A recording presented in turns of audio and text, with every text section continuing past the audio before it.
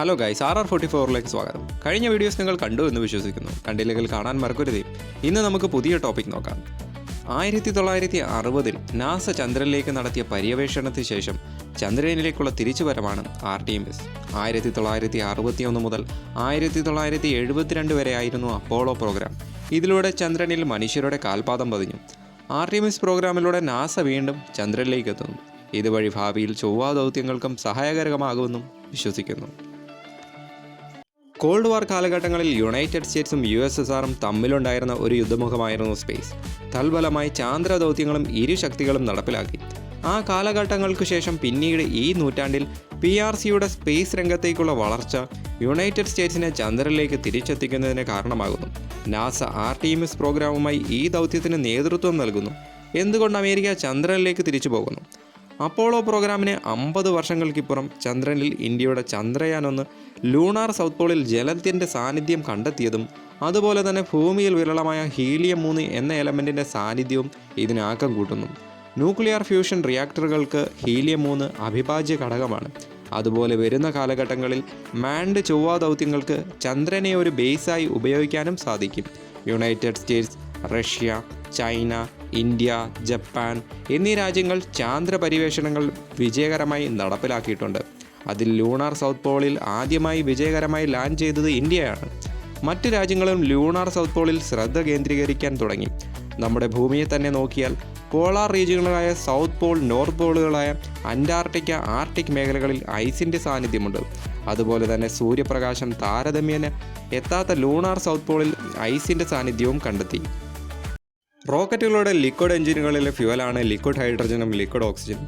അതുകൊണ്ട് തന്നെ വരുന്ന കാലഘട്ടങ്ങളിൽ ലോകശക്തികൾ ചാന്ദ്ര ദൗത്യത്തിൽ ലൂണാർ സൗത്ത് പോളിന് ഇമ്പോർട്ടൻസ് നൽകും. അമേരിക്കയുടെ ആർട്ടിമിസ് പ്രോഗ്രാമിലൂടെ ക്രൂഡ് മിഷനാണ് നാസ ലക്ഷ്യം വയ്ക്കുന്നത്. ഈ പ്രോഗ്രാമിൽ ആർട്ടിമിസ് 1, ആർട്ടിമിസ് 2, ആർട്ടിമിസ് 3, ആർട്ടിമിസ് 4 എന്നീ മിഷനുകളുണ്ട്. ആർട്ടിമിസ് 1 ആസ്ട്രോണറ്റ് ക്രൂ ഇല്ലാത്ത മിഷനായിരുന്നു. അപ്പോളോ പ്രോഗ്രാം അമേരിക്കയുടെ സാറ്റേൺ റോക്കറ്റാണ് ലോഞ്ച് ചെയ്തത്.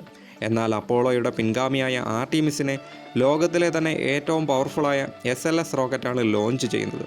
ആർട്ടിമിസ് 1 നവംബർ 2022 ലോഞ്ച് ചെയ്തത്. ഇതിലൂടെ ഒറിയോൺ സ്പേസ് ക്രാഫ്റ്റിൻ്റെ ആദ്യ ഇൻ്റഗ്രേറ്റഡ് ഫ്ലൈറ്റ് ടെസ്റ്റ് നടത്തി.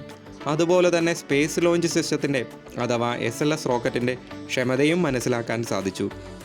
ഈ മിഷന് 25 ദിവസവും 11 മണിക്കൂറും ദൈർഘ്യമുണ്ടായിരുന്നു. 2.1 മില്യൺ കിലോമീറ്ററുകൾ ആർട്ടിമിസ് 1 യാത്ര നടത്തി. അമേരിക്കയിലെ ഫ്ലോറിഡയിലെ കെന്നഡി സ്പേസ് സെൻറ്ററിൽ നിന്നാണ് ഈ ദൗത്യം ലോഞ്ച് ചെയ്തത്. ലൂണാർ സർഫസിൻ്റെ 130 കിലോമീറ്റർ ഫ്ലൈവേ നടത്തി ഒറിയോൺ സ്പേസ് ക്രാഫ്റ്റ്.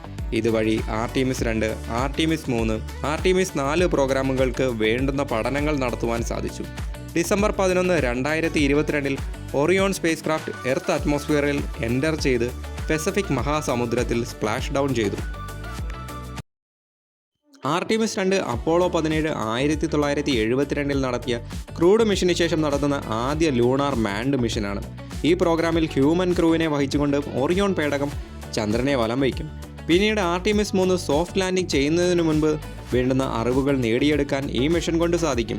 ഈ മിഷനിൽ ഒറിയോൺ പേടകത്തെ വഹിച്ചുകൊണ്ട് SLS rocket John F Kennedy space സെൻറ്ററിൽ നിന്ന് വരുന്ന ഫെബ്രുവരി മാസത്തിൻ്റെ ആദ്യ ദിവസങ്ങളിൽ കുതിച്ചുയരും. ഭൂമിയെ വലം വെച്ച ശേഷം ചന്ദ്രനിലേക്ക് യാത്ര തുടരും. ചന്ദ്രമണ്ഡലത്തിൽ എത്തിയ ശേഷം എലിപ്റ്റിക്കൽ ഓർബിറ്ററിൽ എൻ്റർ ചെയ്യും. ചന്ദ്രനെ വ്യക്തമായി പഠനവിധേയമാക്കും. കൂടാതെ അസ്ട്രോണോട്സ് ഈ സാഹചര്യത്തിൽ നടപ്പിലാക്കേണ്ട കാര്യങ്ങൾ നടപ്പിലാക്കുകയും ചെയ്യും. 4 അസ്ട്രോണോട്സ് ഇതിനായി ട്രെയിനിങ്ങിലായിരുന്നു. Christina Koch, Reid Wiseman, Victor Glover, Jeremy Hansen എന്നിവരാണ് ഈ പ്രോഗ്രാമിൻ്റെ ഭാഗമാകുന്നത്. ചന്ദ്രനെ ഭ്രമണം ചെയ്ത് പഠനം നടത്തിയ ശേഷം ഒറിയോൺ പേടകം തിരിച്ച് ഭൂമിയിലേക്ക് യാത്ര ചെയ്യും. പിന്നീട് പസഫിക് ഓഷനിൽ സ്പ്ലാഷ് ഡൗൺ ചെയ്യും. ഈ മിഷൻ കഴിഞ്ഞ ശേഷം നാസ ആർട്ടിമിസ് 3 നടപ്പിലാക്കും. ഈ മിഷൻ ഇമ്പോർട്ടൻ്റ് ആകുന്നത് ലൂണാർ സൗത്ത് പോളിലേക്ക് നടത്തുന്ന ആദ്യ ഹ്യൂമൻ ക്രൂ മിഷനാണ് ആർട്ടിമിസ് 3. 2027 പകുതിയോടെ മിഷൻ നടപ്പിലാക്കാനാണ് നാസ ലക്ഷ്യം വയ്ക്കുന്നത്. കെന്നഡി സ്പേസ് സെൻറ്ററിൽ നിന്നാണ് space launch system block 1 rocket launch ചെയ്യുന്നത്. 30 ദിവസമാണ് ഈ മിഷൻ്റെ ദൈർഘ്യം. ഡിസംബർ 1972 അപ്പോളോ 17 ക്രൂഡ് ലൂണാർ ലാൻഡിങ്ങിന് ശേഷം നാസയുടെ ആദ്യ ലൂണാർ ക്രൂഡ് ലാൻഡിംഗ് മിഷനാണ് ആർട്ടിമിസ് 3. ഈ മിഷനിലൂടെ 2 ആസ്ട്രോണോട്ട്സ് ചന്ദ്രനിൽ ഒരാഴ്ചയോളം പഠനം നടത്തും. പിന്നീട് ഭൂമിയിലേക്ക് യാത്ര നടത്തും. ആർട്ടിമിസ് 3 ശേഷം ആർട്ടിമിസ് 4 ലൂണാർ ഓർബിറ്റിൽ ഒരു പെർമനന്റ് ഗേറ്റ്വേ ആണ് നാസ ലക്ഷ്യം വയ്ക്കുന്നത്. ഇന്റർനാഷണൽ സ്പേസ് സ്റ്റേഷൻ പോലെ ചന്ദ്രമണ്ഡലത്തിൽ ഭ്രമണം നടത്തുന്ന ഒരു സ്റ്റേഷനാണ് നാസ ലക്ഷ്യമിടുന്നത്. ഇതിൽ European space agency, Japanese space agency എന്നിവർ പങ്കാളികളാണ്. അപ്പോൾ ഗൈസ്, ആർട്ടിമിസിനെ പറ്റിയുള്ള വീഡിയോ ഇവിടെ അവസാനിക്കുന്നു. നാസയുടെ ആർട്ടിമിസ് മിഷന് എല്ലാ ആശംസകളും നേരുന്നു. ലൈക്ക്, കമൻറ്റ്, ഷെയർ, സബ്സ്ക്രൈബ് കൂടി ചെയ്യണേ. ബെല്ലൈക്കൺ പ്രസ് ചെയ്യാൻ മറക്കല്ലേ. പുതിയ ടോപ്പിക്കുമായി വീണ്ടും കാണാം.